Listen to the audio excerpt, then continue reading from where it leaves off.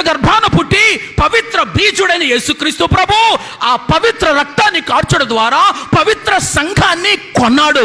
ఈ పవిత్ర సంఘములో సమాధానాన్ని ఉంచాడు. ఈ పవిత్ర సంఘములో ఐక్యతను ఉంచాడు. నువ్వు మారు మనసు పొంది బాప్తిస్మము ద్వారా సంఘములో ప్రవేశిస్తే ఉన్న ఐక్యతను కాపాడుకోవాలి, ఉన్న సమాధానాన్ని కాపాడుకోవాలి.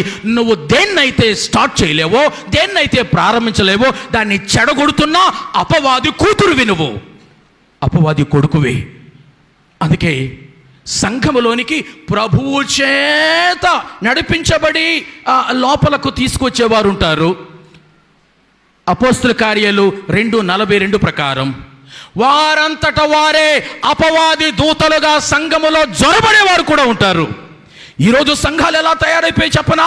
ప్రభుని చేత మారు మనసు తర్వాత, పాపక్షమాపణ తర్వాత, నీతిమంతులుగా తీర్చబడిన తర్వాత ప్రభుని చేత స్వయంగా సార్వత్రిక సంఘములోనికి చేర్చబడుతూ ఉన్నవారు సంఘములో తక్కువైపోతున్నారు.